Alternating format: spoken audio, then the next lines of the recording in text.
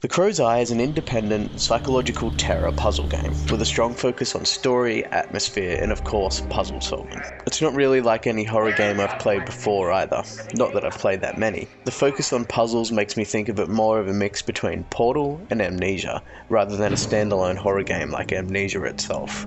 Before I go on, I think it's important to say that I don't really like horror games, not because I have something against the genre itself, but because I get scared by this type of stuff so easily. It's very rare that I'll play a horror game, let alone all the way through, but when I do take the time to complete a horror title, it's probably because it has an intriguing story and rich, addictive gameplay.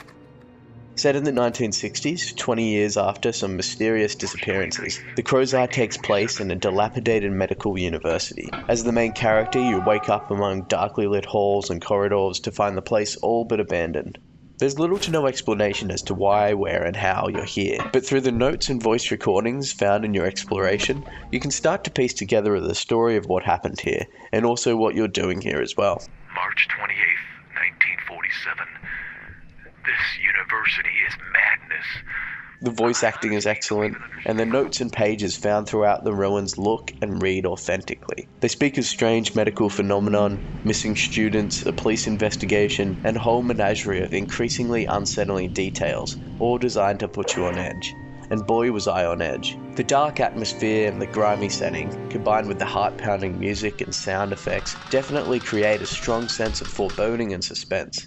The graphics, while not what you would call the best of the best, still get the job done, fleshing out menacing environments and lighting effects that keep you wondering if there's going to be something around the next corner. You control the character in first-person mode, and most of the time you'll be walking, jumping, and looking around the environment for new story, crafting, and item elements. Story items such as the letters and tape recordings help flesh out the story and add to that sense of foreboding mentioned before.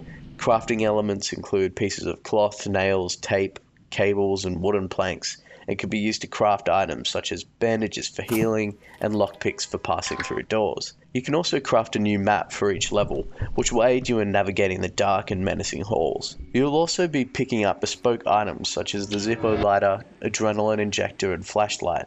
The Zippo lighter and flashlight are used to light your path through the dark passages, and the adrenaline injector seems to slow down time and boost your physical prowess for the jumping platform puzzles, of which there are a few. The puzzles themselves are not so challenging as to make me quit in frustration, but challenging enough to make me feel as though I've accomplished something.